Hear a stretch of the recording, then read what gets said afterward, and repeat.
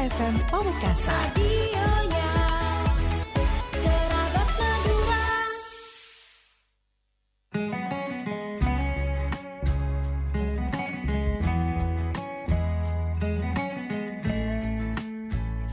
Aduh dek, kok wajahmu sekarang bersih banget ya?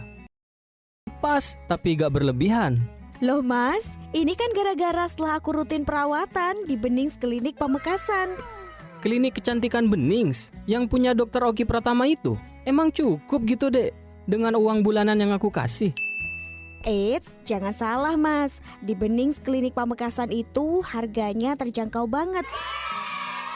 Tapi kualitasnya tetap nomor 1. Selain dokternya yang profesional dan ramah, alatnya juga yang tercanggih di Indonesia. Untuk hasilnya bisa dilihat langsung nih, nyata kan? Bener-bener mantep dah, jadi makin sayang. Iya dong, biar kamu gak ngelirik cewek lain. Wujudkan wajah impianmu sekarang. Benings Klinik Pamekasan hadir untuk memberikan solusi dan mengatasi segala macam permasalahan kulit wajahmu. Mau itu jerawat, flek hitam, bopeng, atau untuk mencerahkan kulit jadi glowing maksimal. Kunjungi kami di Jalan Trunojoyo nomor 325, 327 Laden Pocok, Kecamatan Pamekasan, Kabupaten Pamekasan. Benings Klinik Pamekasan, winner in everything.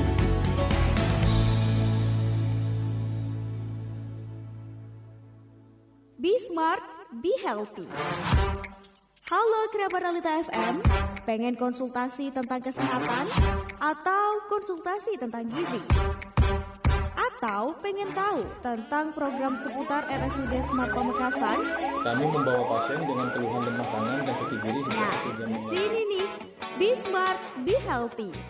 Program siar bincang santai bareng pakar hebat Rumah Sakit Smart Pamekasan. Tiap hari Jumat jam 9 pagi sampai dengan selesai. Be Smart, Be Healthy. Bersama kita bisa. Acara ini dipersembahkan oleh Rumah Sakit Umum Daerah Slamet Martodirjo, Pamekasan. Bosen dengan lagu yang itu-itu aja?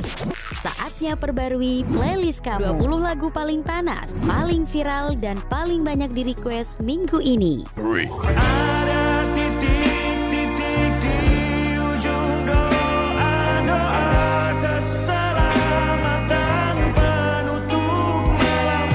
Ku isi dengan namamu. Terimalah diriku. Kita akan bahagia selamanya. Ku berjanji jadi suamimu. Kalau ada 9 nyawa mau samamu saja, semuanya ini dadah, isinya kamu semua. Alamak ini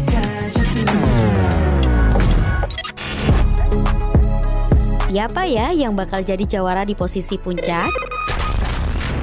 Inilah 20 tangga lagu terbaik Realita FM. Setiap Sabtu dan Minggu hanya di Radio Realita FM. Assalamualaikum warahmatullahi wabarakatuh. Selamat pagi untuk seluruh kerabat Realita dimanapun Anda berada. Saya Ayuda Clarissa kembali menyapa Anda kerabat. Tentunya dalam rangkaian program talk show edisi hari ini di 89.1 Realita FM, ragam hiburan dan informasi. Edisi Senin 8 Juni 2026. Selamat pagi dan selamat menjalankan aktivitas bagi kerabat Realita dimanapun Anda berada. Dan selama 1 jam ke depan Ayuda Clarissa akan menemani Anda tentunya dengan talk show pada pagi hari ini yang sangat menarik tentunya. Jadi untuk kerabat Realita dimanapun Anda berada, kita juga informasikan selain bisa disimak di frekuensi 89.1 Realita FM, siaran kita juga bisa kerabat Realita saksikan via streaming dan YouTube serta TikTok kami di akun Ralita Official. Ya, kerabat Ralita, kita juga akan memperkenalkan tema pada pagi hari ini, yakni Gati dan Tamasya dalam rangka Hari Keluarga Nasional atau Harganas ke-33. Ya, Gati ini merupakan singkatan dari Gerakan Ayah Teladan Indonesia dan Tamasya merupakan Taman Asuh Sayang Anak. Bersama narasumber kita di studio hari ini ada Dr. Randa Mami Sundikarmi MSI, ya, Sundikarini MSI, Kepala Bidang Ketahanan Keluarga Sejahtera dari DP3AP2KB, dan ada Bapak Muhammad Hidayatullah SH selaku Koordinator Penyuluh KB Kecamatan Pegantenan yang sudah bersama dengan Ayu di studio pada pagi hari ini. Kita sapa dulu dua narasumber kita. Assalamualaikum, selamat pagi Bapak Ibu. Waalaikumsalam warahmatullahi wabarakatuh. Pagi Bayu. Ya, bagaimana kabarnya hari ini Bapak? Alhamdulillah. Baik. Sehat. Sehat, alhamdulillah. Kita punya tema tentang Gati dan Tamasya, Gerakan Ayah Teladan Indonesia dan Taman Asuh Sayang Anak. Nah, kita tahu bahwa banyak fenomena-fenomena saat ini Bapak Ibu yang berhubungan dengan hal-hal banyak efek-efek buruk, fenomena-fenomena terjadi yang sebenarnya bisa dicegah dari keluarga, begitu. Nah, generasi kita pun juga sebenarnya bisa dibentuk dari keluarga juga. Nah, fenomena-fenomena yang kita sering dengar saat ini adalah bagaimana Indonesia termasuk ke dalam negara yang fatherless atau kekurangan peran dari ayah. Bahkan dari data di sini menyatakan bahwa Indonesia mempunyai angka fatherless sebesar 23%. Angka yang cukup tinggi tentunya untuk sebuah negara yang tentunya punya impian untuk menciptakan keluarga-keluarga yang baik, keluarga-keluarga yang sejahtera dan generasi emas tentunya. Nah, kita akan menguliti seperti apa Gati dan juga Tamasya ini bersama dengan Bu Mami dan juga Pak Dayat, yang kita pagi hari ini akan mulai dari apa sih sebenarnya Gati dan juga Tamasya ini. Nah, kita mulai dari Gati terlebih dahulu. Nah, tadi disampaikan Pak Dayat merupakan Koordinator Penyuluh KB Kecamatan Pegantenan dan termasuk yang fokus begitu ke Gati ini. Nah, silakan Pak Dayat, mungkin bisa dijelaskan Gati atau Gerakan Ayah Teladan Indonesia itu. Gati ini kan Gerakan Ayah Teladan Indonesia.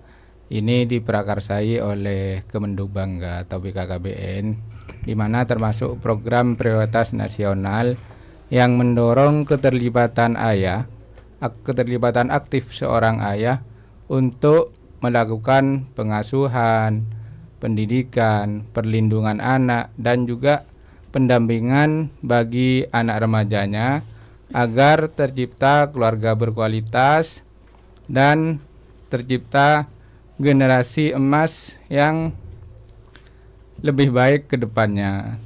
Karena Indonesia punya cita-cita 2045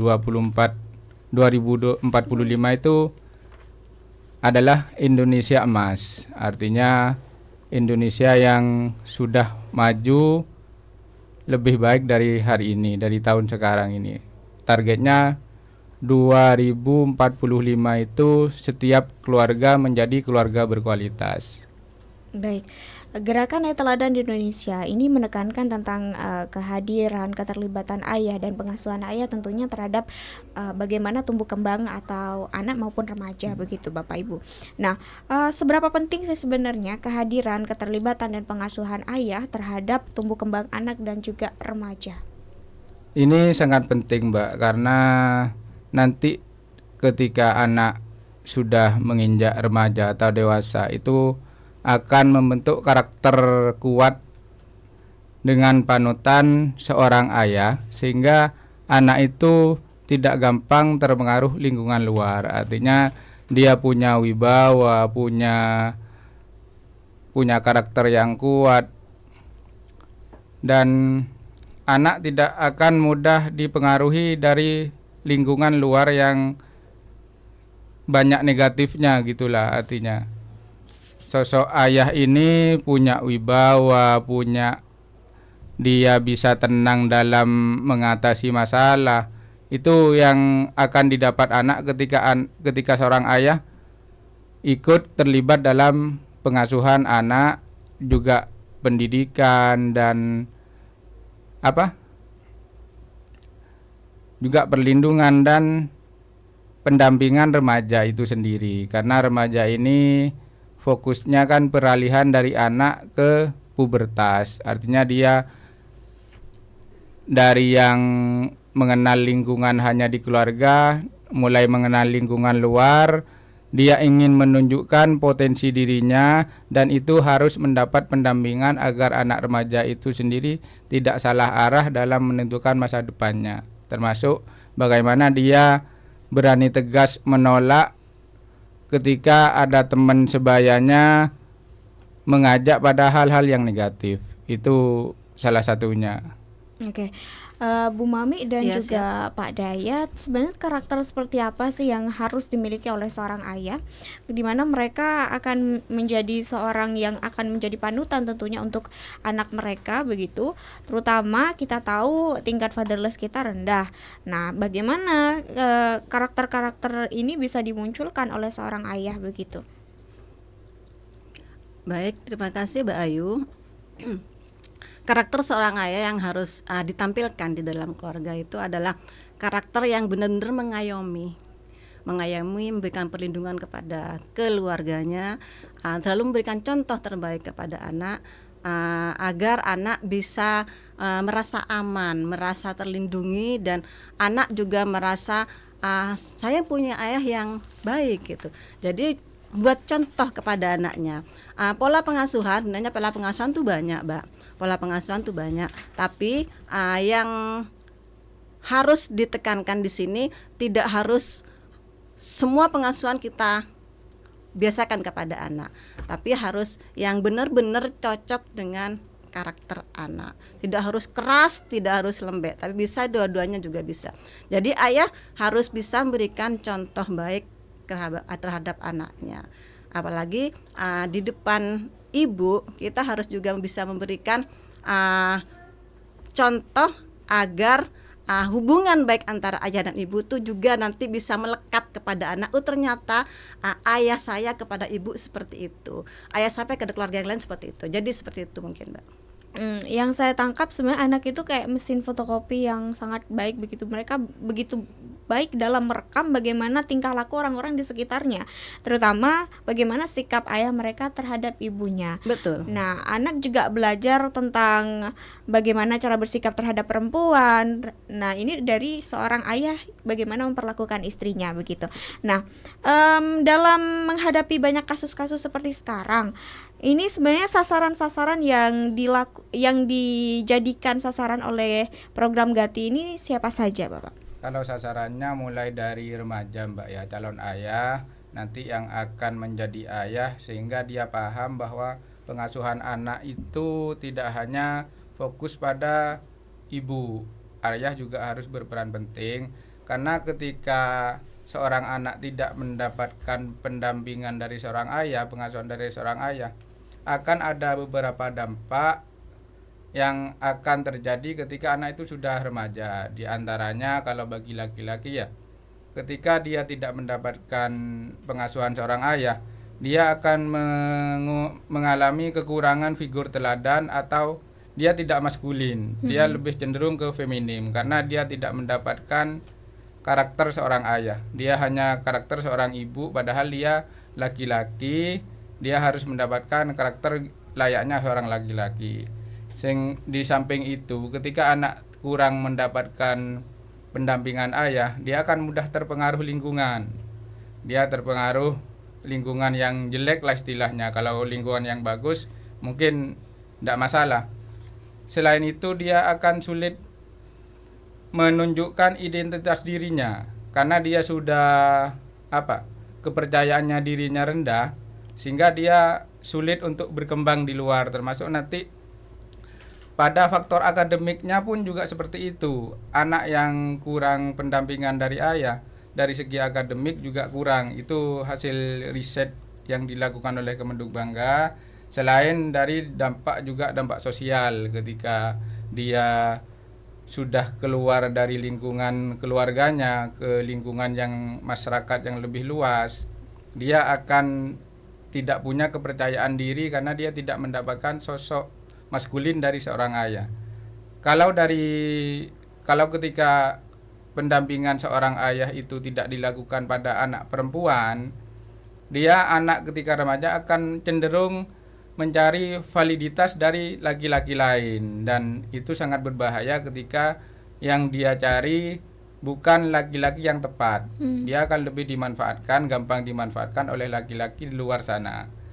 Selain juga dia punya kerentanan dalam hubungan karena dia sudah tidak punya figur ayah, tidak punya teladan yang mau dijadikan teladan lelaki yang baik itu seperti apa sih gitu. Sehingga dia rentan untuk dimanfaatkan di luar. Juga ketidakpercayaan dengan laki-laki karena dia selama ini tidak punya teladan dari seorang laki-laki, dia cenderung ke laki-laki, semua laki-laki sama, ada istilah seperti itu kadang kan, karena dia cenderung tidak mendapatkan itu dari sosok ayahnya. Selain itu dia juga punya self esteem yang rendah, dia kepercayaannya ini rendah, kecemasan tinggi, dan juga termasuk nanti ketika dampak sosialnya juga seperti itu, di lingkungannya dia juga beda lah dengan anak yang mendapat pengasuhan dari ayah dan ibunya. Itu dampak-dampak yang ketika anak tidak mendapat sosok ayah mulai dari kecil sampai remaja gitu. Oke. Bagaimana dengan kasus anak-anak yang mungkin tidak punya figur ayah sejak dari kecil ataupun ketika hamil meninggal begitu, ataupun ayahnya sudah berangkat ke luar negeri sejak dari dia kecil. Nah, ini kan mereka tidak menemukan figur ayah sama sekali dalam bentuk fisik begitu. Di keluarga itu kan ada juga kakek, ada juga paman gitu.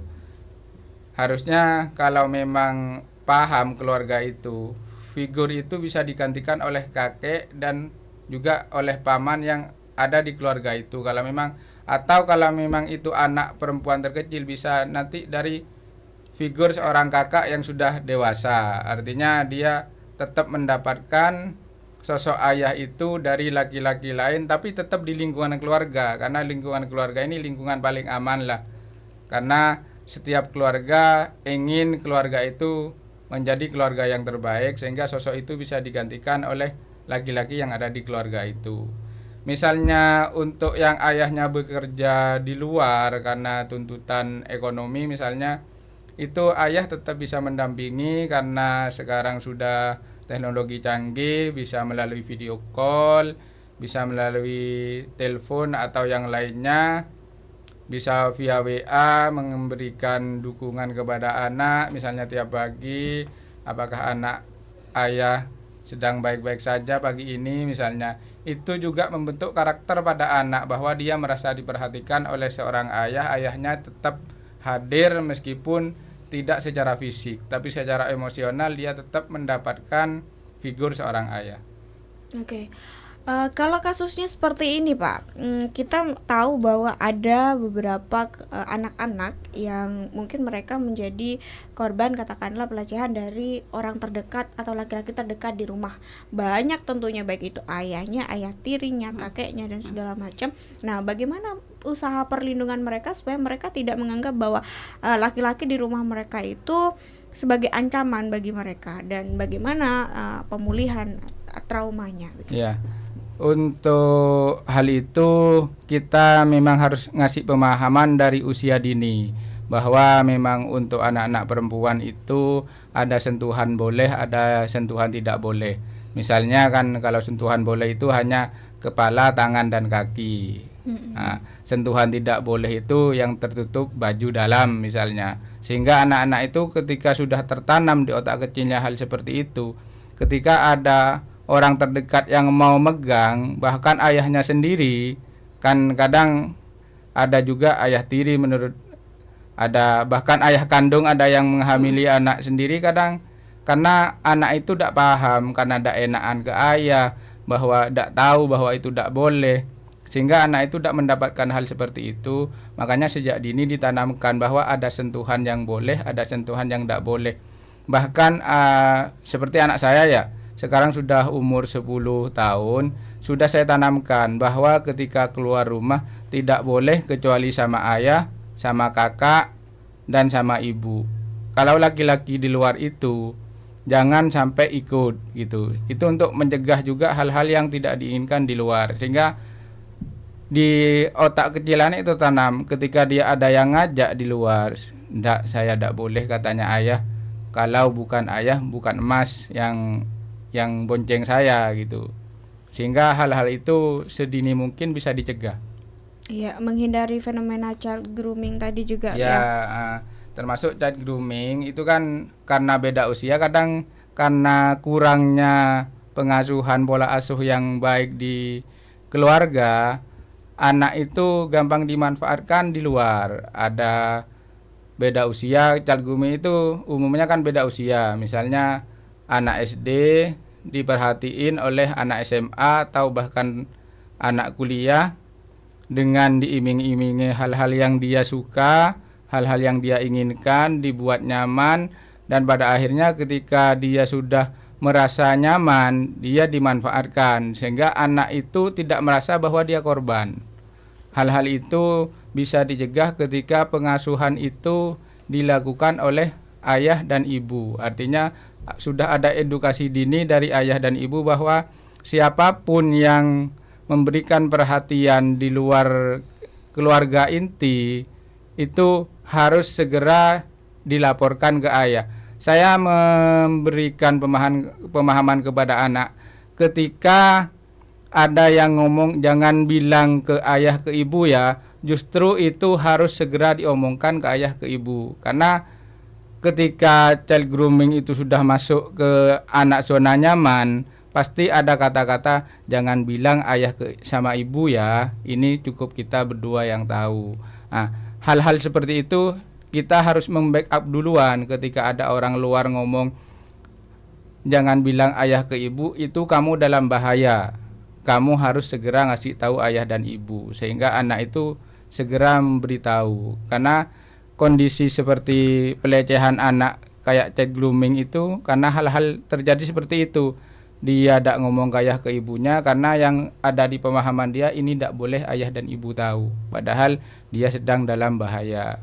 Hal-hal seperti itu bisa dicegah ketika pengasuhan itu melibatkan ayah dan ibu dan disampaikan duluan sebelum orang lain memberikan pemahaman itu. Oke. Selanjutnya kita ke strategi pelaksanaan dari Gati. Bu Mami, seperti apa strategi pelaksanaan dari Gati ini? Di sini ada kompak tenan, ada dekat, ada sebaya, serta ada satya gatra. Nah, ini seperti apa, Bu? Baik, Mbak Ayu, di strategi pelaksanaan Gati ini memang ada beberapa strategi atau kegiatan. Yang pertama itu kompak tenan. Kompak tenan itu kan konsorsium komunitas ayah teladan. Ini adalah komunitas-komunitas yang anggotanya rata-rata kebanyakan adalah para ayah atau para lelaki gitu ya. Itu tidak harus komunitas yang formal gitu ya, tapi misalnya komunitas bersepeda atau komunitas bapak-bapak yang sering ngopi di warung, itu bisa kita jadikan sasaran untuk penyuluhan tentang gerakan ayah teladan. Jadi di situ kita bisa memberikan informasi, memberikan penyuluhan tentang pentingnya peran ayah dalam pengasuhan, dalam pendidikan, dan dalam pola asuh di rumah gitu. Jadi tidak harus ibu saja yang harus mengasuh atau mendidik anak, tapi bapak juga atau orang tua laki-laki juga harus berperan di dalam pendidikan pengasuhan anak gitu. Kemudian yang kedua tentang dekat. Dekat itu adalah desa kelurahan ayah teladan. Ini adalah di kami di DP3AP2KB dari Kemenduk Bangga BKKBN ada yang namanya Kampung KB. Di tiap desa ada Kampung KB, di tiap desa ada Kampung KB, dan di Kampung KB itu kita punya peluang banyak untuk memberikan informasi ataupun memberikan layanan tentang bagaimana peran ayah. Peran ayah dalam pendidikan anak, pengasuhan anak di lingkungan keluarganya itu. Jadi yang pertama itu tadi kompak tenan, yang kedua adalah dekat. Dekat itu adalah di Kampung KB. Kemudian yang ketiga adalah sebaya, sekolah bersama ayah. Sekolah bersama ayah ini tidak diterlek harus bersekolah sama ayah gitu, tidak. Tapi sekolah bersama ayah ini bisa waktu mengantarkan anak, ayah bisa mengantarkan anak ke sekolah. Pengambilan rapot juga bisa ayah ikut terlibat. Kan selama ini kalau urusan sekolah biasanya urusannya ibu-ibu. Ambil rapot ibu-ibu. Iya betul. biasanya. Ambil rapat biasanya ibu-ibu. Nah, sekarang mulai dibiasakan ayah juga ikut terlibat dalam pendidikan anak. Karena kalau sudah ayah yang mengantar anak atau ayah yang mengambil rapot anak tuh, anak merasa bangga sekali. Karena mereka merasa dia ada pelindung. Ternyata ayah adalah seorang yang hebat gitu. Dia bisa memberikan kenyamanan kepada saya seperti itu. Jadi diharapkan nanti waktu anak berangkat sekolah, ayah juga ikut berperan untuk mengantarkan anak ke sekolah. Di Sebaya ini juga kita sasarannya tidak hanya pada bapak-bapak atau pada orang tua laki-laki, tapi kita sasarannya kepada calon-calon ayah, remaja-remaja calon ayah. Di situ kita memberikan informasi, memberikan edukasi kepada mereka kalau calon ayah itu harusnya seperti ini, ayah itu harusnya seperti ini. Tidak hanya menikah kemudian Cari nafkah. kemudian urusan anak itu istri, bukan seperti itu. Jadi mereka sudah punya gambaran, oh nanti kalau menikah itu saya perannya seperti ini, seperti itu. Itu bisa dilakukan juga waktu BINWIN, bimbingan perkawinan di KUA. Karena di BINWIN itu kita para penyuluh KB itu mesti dilibatkan. Kita ada kerjasama dengan KUA. Jadi kalau ada BINWIN yang perlu konseling, kita pasti dilibatkan untuk memberikan penyuluhan. Kemudian ada lagi konseling di Satyagatra. Di tiap balai penyuluhan KB kita ada Satyagatra. Satyagatra itu adalah Satuan Pelayanan Keluarga Sejahtera. Jadi di situ ada 8 pelayanan yang bisa dilaksanakan di balai penyuluhan. Salah satunya adalah penyuluhan atau konseling kepada catin, kepada calon pengantin. Jadi calon pengantin kita konseling, selain nanti di BINWIN bisa juga kita konseling, tidak harus di balai penyuluhan, kita datangi juga ke rumahnya, itu sudah bisa dilakukan juga. Itu sama dengan kita konseling kepada remaja, apalagi calon ayah. Jadi itu, Mbak. Iya, saya termasuk orang yang cukup memperhatikan begitu, Ibu. Bagaimana di Indonesia itu kan sebenarnya kental sekali dengan budaya patriarkinya. Bagaimana bahwa laki-laki tidak menyentuh hal-hal domestik, laki-laki itu tugasnya mencari nafkah, bekerja di luar, dan tugas untuk mengasuh, mendidik ataupun mengurus urusan rumah tangga semuanya adalah perempuan begitu. Nah, apa yang sebenarnya dari BKKBN sendiri ataupun dari dinas terkait begitu ditanamkan kepada remaja-remaja atau calon-calon ayah ini, bahwa hal-hal seperti ini juga menjadi peranan dari laki-laki ataupun seorang ayah begitu? Begini Mbak Ayu, di kami ya, di dinas DP3AP2KB, tadi katanya dinas KB karena untuk anunya, untuk singkatnya, di DP3AP2KB itu kita ada yang namanya PIK Remaja, Pusat Informasi dan Konseling Remaja. Di situ kita juga ada forum forum generasi berencana.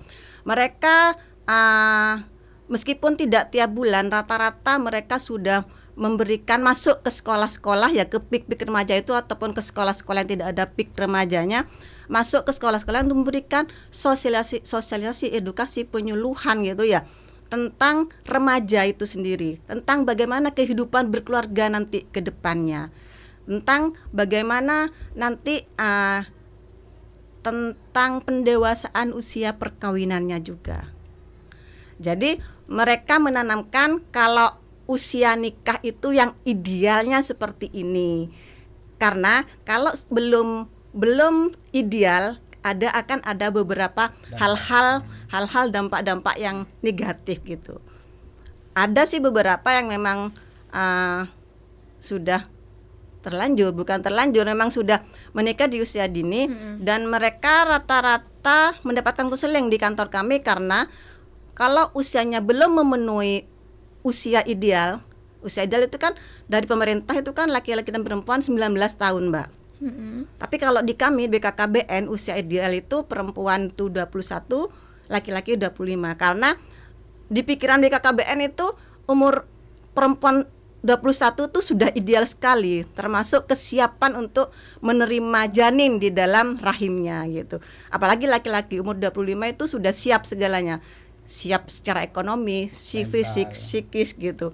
Jadi seperti itu. Jadi di PIK remaja itu kita memberikan informasi-informasi kepada calon-calon ayah kalau nanti kalau sudah ada namanya penyiapan kehidupan berkeluarga. Ada informasi seperti itu, Mbak, penyiapan kehidupan berkeluarga bagi remaja. Jadi kalau nanti saya berkeluarga itu semua tanggung jawab tidak hanya dibebankan kepada saya atau istri, tapi kita jalani berdua, bagi tugas, bagi semuanya dibagi rata, tidak hanya menjadi beban gitu. Tapi kalau mencari nafkah ya bisa jadi beban suami, tapi istri juga kan bisa membantu gitu. Jadi seperti itu mungkin, Mbak. Baik, di program-program baik di Dinas KB ataupun BKKBN, apakah juga ada itu Pak kayak materi-materi yang disampaikan untuk menjadi suami yang atau ayah yang siaga? Utamanya kan kita tahu kasus beberapa waktu lalu ada seorang ibu yang ngikat anaknya gara-gara dia mengalami lelah begitu dalam mengurus anak begitu. Kita tahu sendiri bahwa mengurus toddler itu lebih susah daripada mengurus bayi karena bayi kan mereka nggak bisa jalan gitu. Nah, apa juga ada bagian dari materi itu bahwa banyak sekali perempuan-perempuan yang mengalami baby blues sampai ngelempar bayinya sendiri karena mungkin kurang ada support dari keluarga ataupun ayah. Nah, ini juga bagian dari itu tidak?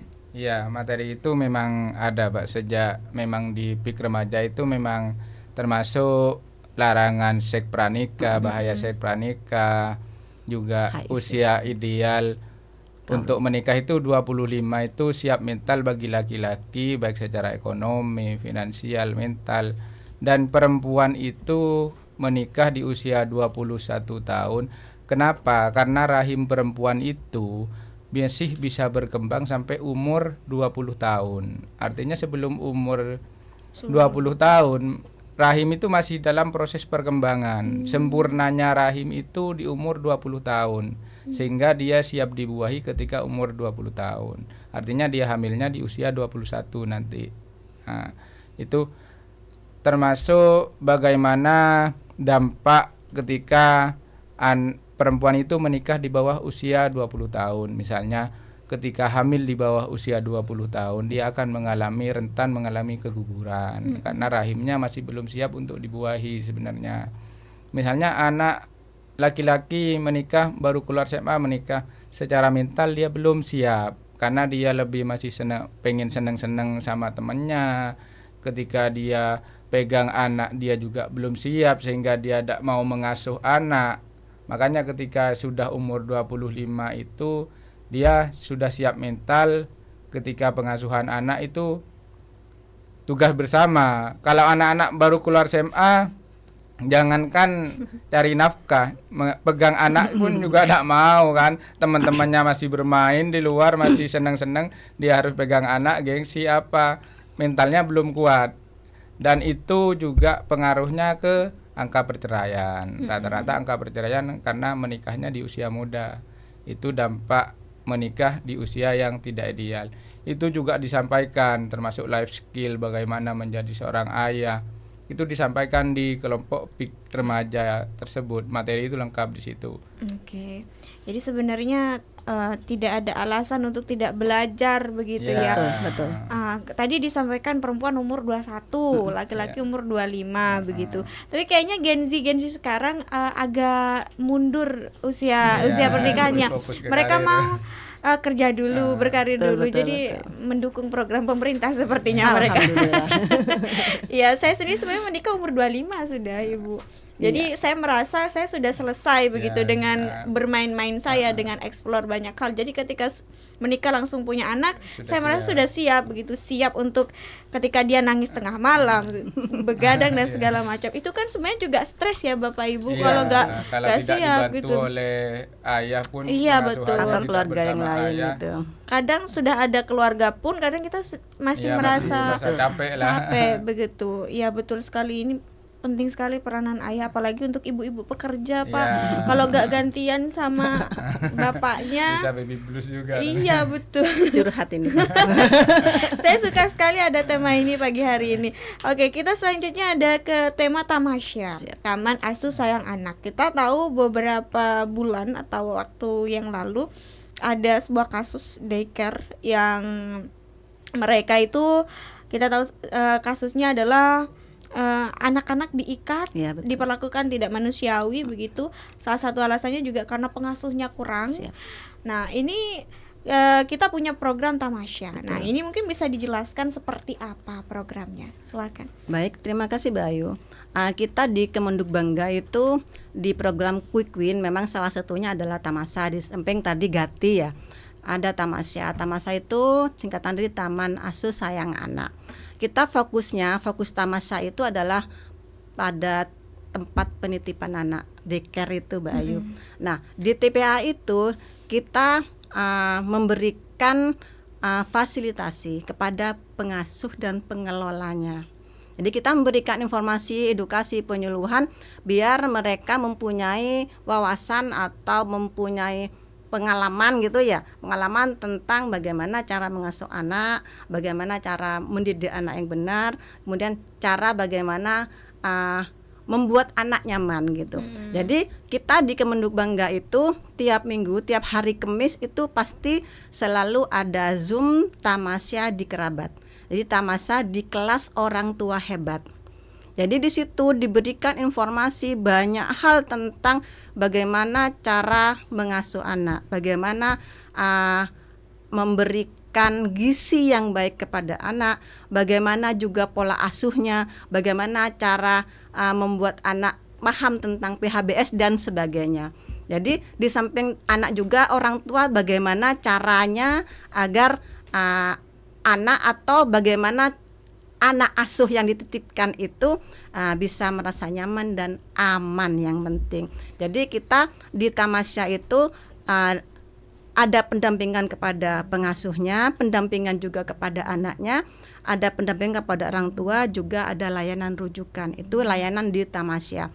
Tadi itu kan layanan kepada pengasuh. Di situ kita pengasuh diberikan informasi edukasi. Kalau layanan kepada anak, di situ kita memberikan informasi kepada atau memberikan cara mengisi KKA. KKA itu kartu kembang anak. Di Dekar itu atau di DPA itu kita berikan cara bagaimana cara pengisian kartu kembang anak sesuai dengan kelompok umurnya. Karena di KKA itu, di kartu kembang anak itu ada per kelompok umur yang harus memiliki kemampuan ini. Jadi umur 4 bulan dia harus seperti itu. Jadi harus bisa bisa nengkurap gitu ya, atau bisa memegang tangan gitu benda atau bagaimana dan sebagainya. Jadi di situ kita memberikan cara pengisiannya KKA itu layanan kepada anak. Kalau pendampingan kepada orang tua, kita memberikan rasa aman kepada orang tua. Orang tua merasa aman untuk menitipkan anaknya di situ dengan pelayanan-pelayanan yang ada di TPA atau di Dekar itu. Kemudian kita juga ada pelaporannya tiap bulan. Di situ juga kita ada anggap seperti rapot gitu ya. Kalau misalnya orang tua tidak bisa membawa anaknya ke posyandu misalnya, di Dekar di TPA bisa juga dilakukan penimbangan dan pengukuran berat badan, bisa. Jadi di laporan itu bisa disebutkan bulan ini anaknya tingginya sekian, beratnya sekian. Di samping KKA itu untuk perkembangannya, kalau yang pertumbuhannya ada di tinggi badan dan berat badannya itu. Itu mungkin sekilas tentang tamasya. Ini berfokus kepada pengasuh di TPA atau Betul. daycare, tempat pengasuhan anak. Nah, di Pamekasan sendiri ada berapa TPA atau daycare, Ibu? Kalau yang masuk ke kami, maksudnya yang sudah ada izin operasionalnya, sementara ada 5. Sebenarnya ada beberapa yang masih proses izin operasional, tapi yang didampingi oleh kita masih ada 5. ada 4 di Kecamatan Kota dan 1 di Kecamatan Pademau. Jadi 5 TPA itu kita dampingi oleh penyuluh KB yang mendampingi Mbak Ayu. Jadi mereka mendampingi bagaimana cara pengisiannya dan sebagainya, pengisian dari laporan-laporan tersebut. Oke, jadi si pengasuh ini kemudian mereka diberikan edukasi begitu ya Bu ya, bagaimana cara mendidik, merawat dan mengasuh anak-anak. Nah, sejauh ini seperti apa perkembangannya Bu? Rata-rata mereka saya pernah Bu ya, Mbak ya. Saya pernah bicara langsung dengan salah satu pengasuh gitu ya. Mereka sangat terbantu dengan adanya Zoom tiap hari Kamis ini karena mereka kalau disuruh membaca gitu ya. Membaca itu kayaknya mereka sudah tidak sempat, sudah capek seperti itu. Jadi kalau Zoom itu mereka sambil mendengarkan sambil bisa mengasuh anak. Jadi mereka merasa terbantu dengan adanya Zoom itu, dan pengetahuan tentang cara pengasuhan anak mereka juga sangat terbantu di TPA-nya masing-masing seperti itu. Oke. Nah, untuk proses izin operasional sendiri nih prosesnya bagaimana sih Bu? Untuk misal saya mau buka TPA atau daycare. Nah, itu ranahnya Dinas Pendidikan. Oh. kita tidak tahu. Kita hanya pendampingan saja. Kalau tentang izin operasional itu ada di Dinas Pendidikan. Jadi kita hanya pendampingannya saja seperti itu. Oke, ketika sudah ada izin operasional kemudian bisa langsung diberikan pendampingan oleh bisa nanti kita data dulu, kita masukkan ke data basisnya dulu kan. Data basis itu kan masuk sampai ke BKKBN pusat gitu. Oke. Ya, anak-anak di TPA atau daycare ini perkembangannya dan pertumbuhannya bisa dipantau kan oleh orang tua. Nah, tadi juga di luar sempat ada aplikasi juga yang bisa dipantau langsung oleh orang tua. Nah, ini mungkin bisa dijabarkan seperti apa? Ada aplikasi Mbak yang bisa dipantau oleh orang tua. Ketika orang tua itu mendownload aplikasi itu, dia bisa melihat perkembangan anaknya melalui aplikasi ketika aplikasi itu sudah diisi oleh pengasuh di TPA.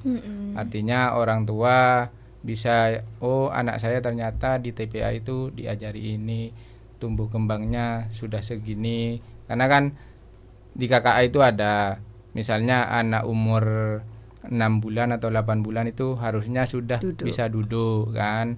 Di situ akan dipantau perkembangannya, misalnya sampai 3 bulan berikutnya anaknya tetap tidak bisa duduk. Itu ada langkah-langkah yang harus dilakukan. Oh ini ketika 1 bulan masih belum bisa duduk, dia ada apa yang harus dilakukan orang tua untuk merangsang anak itu bisa duduk kan, seperti itu. Ketika 3 bulan itu sudah dirangsang tidak bisa, anak ini ternyata mengalami keterlambatan perkembangan kognitifnya, dia harus dirujuk ke dokter spesialis anak misalnya, untuk apa yang menyebabkan anak ini tetap tidak bisa duduk, keterlambatan perkembangan ini karena faktor apa, itu kan ada rujukan nanti. Nah, hal-hal seperti itu ada aplikasi yang nanti bisa dipantau oleh orang tua. Termasuk orang tua pun sendiri bisa, ada KKA online namanya di di Play Store itu ada KKA online. Di situ memasukkan data anak, data orang tua, umur anak, sehingga orang tua itu bisa memantau harusnya anak saya umur 11 bulan itu harusnya sudah bisa mulai berjalan atau belajar lah. 11 bulan sampai 1 tahun itu anak harusnya sudah mulai belajar berjalan. Ketika anak itu hanya belum bisa jalan, apa rangsangan apa yang akan kita lakukan sebagai orang tua itu ada di aplikasi itu. Apa yang harus dilakukan orang tua, misalnya memanggil anak diberdirikan, lalu di tangan kita diulurkan supaya anak itu mau mendekat ke kita dengan belajar melangkah. Hal-hal itu masuk ke rangsangan yang di aplikasi itu ada lengkap. Artinya setiap perkembangan anak sesuai usianya itu per umur misalnya 11 bulan, kayak sampai 3 tahun sampai 6 tahun Bu Mami ya. Siap. Misalnya 3 tahun bisa minum pakai gelas sendiri, bisa pakai kancing sendiri. Nah, ketika anak usia segitu belum bisa, apa yang harus kita lakukan sebagai orang tua di situ lengkap. Oke, ini juga terbantu pasti orang Iya, tuanya. orang tua terbantu. Nah, di sini di pendampingan Tamasya ada memberikan kelas parenting di TPA, yakni kelas orang tua hebat. Nah, Iya. ini bisa digambarkan, Ibu.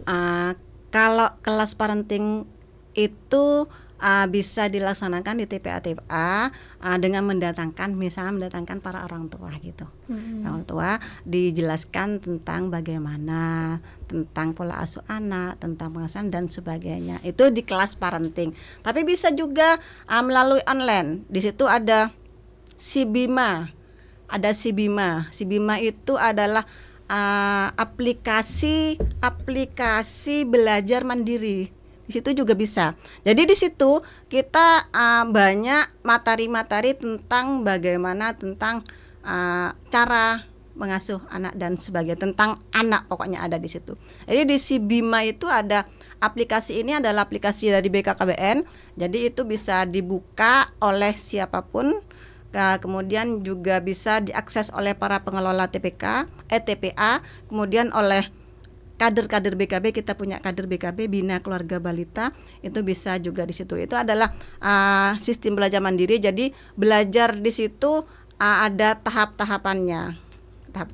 Di situ bisa dipakai seperti itu, Mbak Ayu.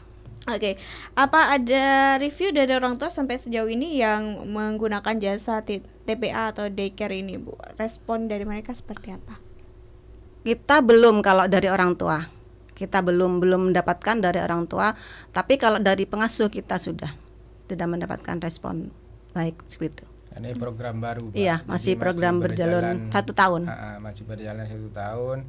Artinya fokusnya kita ke pengasuh agar dulu. pengasuhan itu sesuai umur, Betul. sesuai kelompok umurnya lah, perkembangannya, bukan hanya pertumbuhannya. Kalau pertumbuhan itu kan bisa diukur dengan Berat badan, tinggi badan. tinggi badan itu pertumbuhan. Kalau perkembangan itu kan lebih ke kognitif, bagaimana kecerdasan anak, Motoriknya. perilaku sosial, motorik halus, motorik kasar, gerakan halus, gerakan kasar. Itu lebih ke perkembangan namanya. Oke. Dan respon dari para pengasuhnya juga positif Positif sekali. Dari Positif. pemilik si daycare-nya? Kalau pemilik pengelolanya, biasanya pengelolanya itu kita fokusnya memang ke pengasuhnya dulu. Kalau pengelolanya biasanya yang melaporkan adalah para pengasuhnya. Selama ini positif aja sambutan mereka kepada kita. Bahkan merasa terbantu Iya, dengan betul. adanya kegiatan Tamasya ini. Oke. Artinya, Berarti ada tutornya begitu yang mengajarkan begitu kepada mereka. Seperti apa, Ibu? Kita tidak ada tutor awal khusus. mungkin kita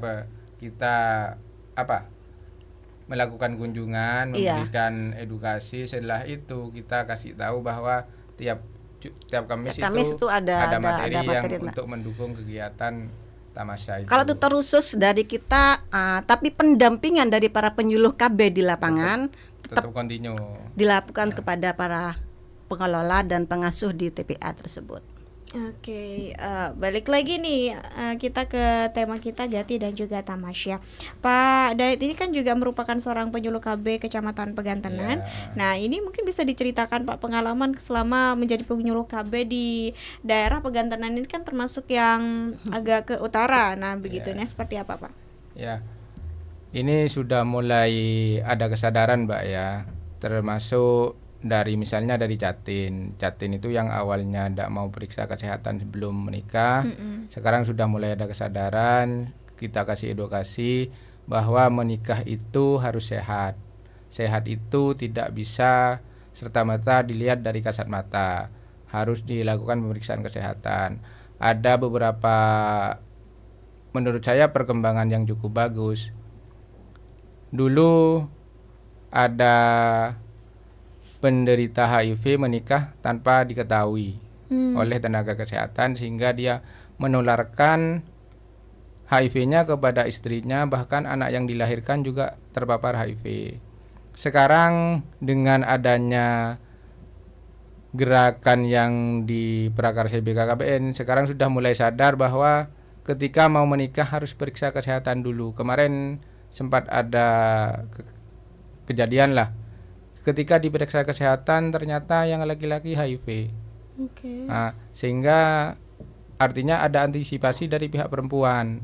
Meskipun kita tidak bisa memberikan masukan bahwa ini harus digagalkan, tidak. Tapi kita serahkan kepada pihak perempuan, kita kasih edukasi kalau ini diteruskan, maka otomatis penyakitnya si laki-laki akan pindah ketika terjadi hubungan badan.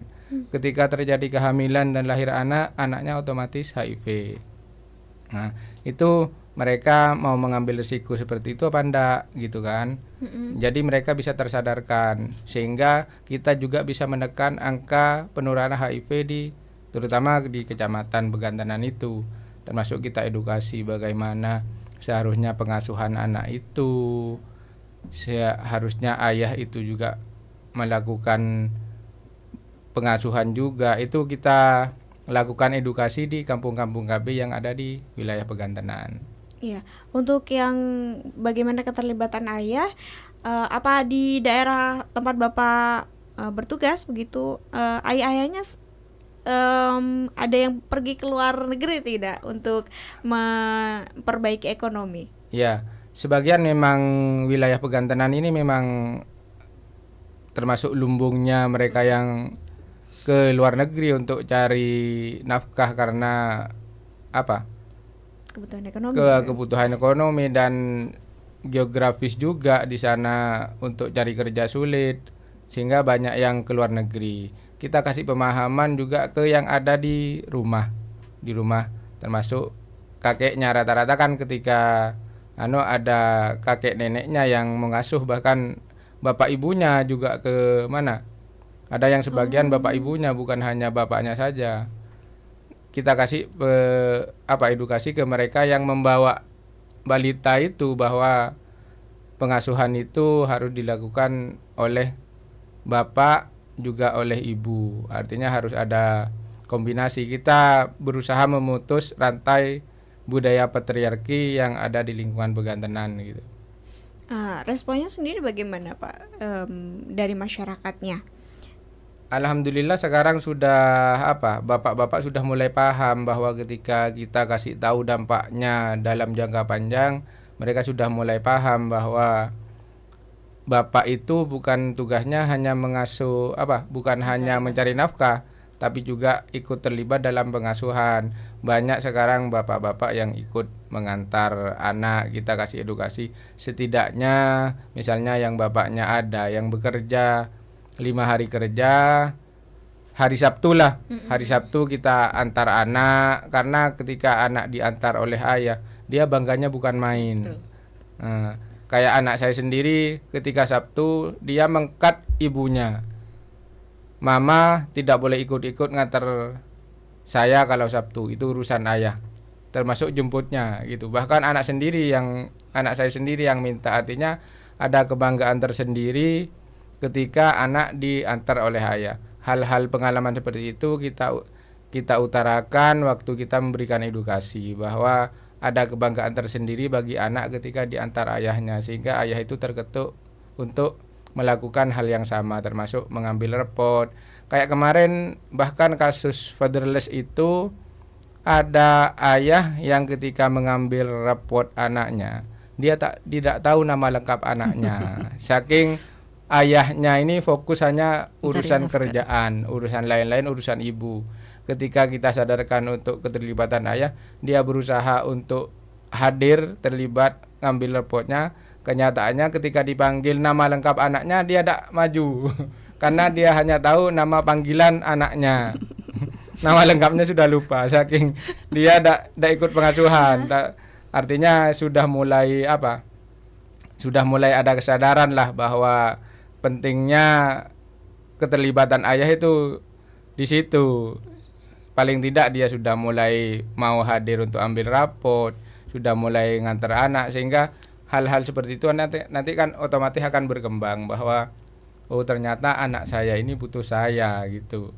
Baik, dari cerita Pak Dayat tadi saya juga sebenarnya memetik sebuah kesimpulan. Sebenarnya ayah-ayah ini kadang bukan tidak ingin melibatkan diri, tapi karena mereka tidak tahu Iya, bahwa betul. ini juga peran saya begitu. Mereka tahunya ya sudah mencari uang, yang penting kehidupan keluarga Betul. terpenuhi, sekolah Iya. mereka ada buat beli baju, buat beli seragam dan segala macam.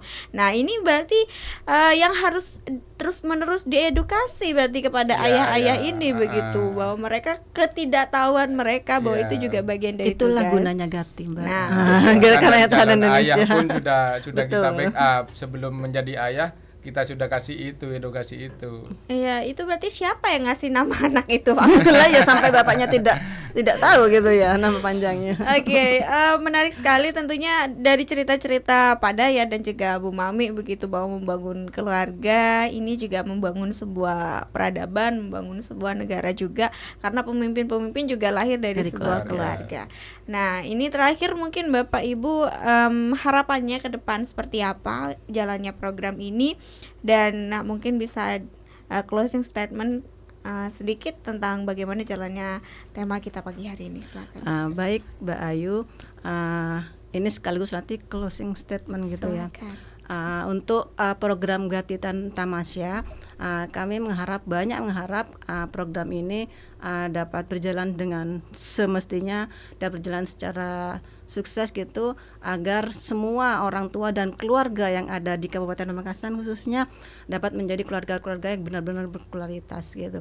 Karena seperti yang disebut oleh Mbak Ayu tadi, para bapak, para orang tua laki-laki itu sebenarnya ada yang memang belum paham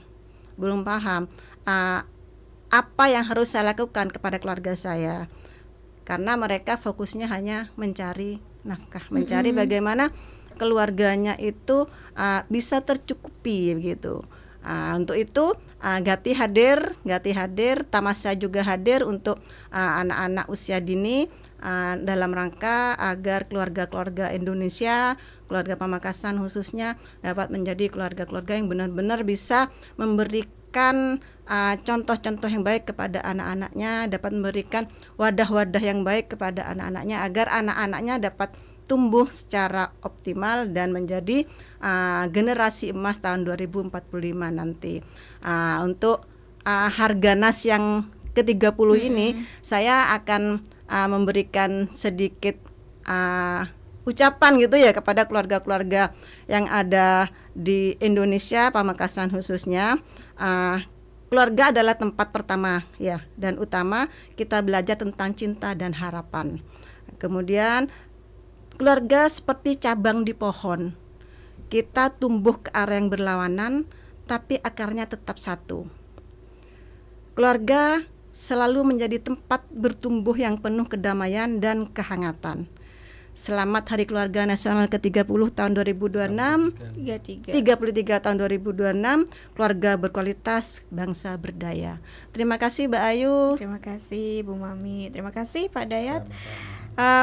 Luar biasa tema kita pagi hari ini. Saya juga banyak belajar pagi hari ini. Semoga ilmunya juga bisa kita terapkan bersama tentunya untuk keluarga kita masing-masing. Kita seperti kata Bu Mami tadi, selamat Hari Keluarga Nasional yang ke-33. Kita juga harus mengakhiri kebersamaan kita edisi hari ini. Bapak Ibu, terima kasih banyak sudah berbagi ilmunya. Saya Ayuda Clarissa harus pamit undur diri. Terima kasih juga untuk kerabat Realita yang sudah setia dari formasi jam 9 tadi. Tetap setia di 89.1 Realita FM, kerabat, ragam hiburan dan informasi. Selamat pagi. Wassalamualaikum warahmatullahi wabarakatuh.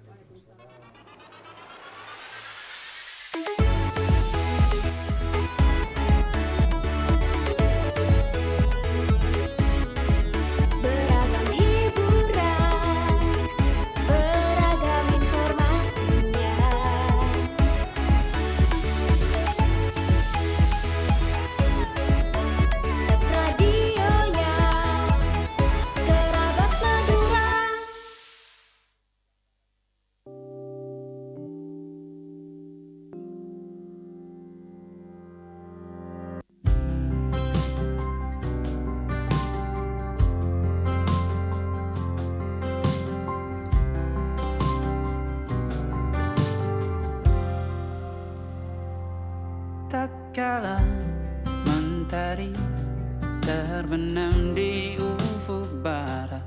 Di saat itulah dingin rindu selimuti keindahan senyuman dari lesung pipi itu. Menikmati imaji bersamamu.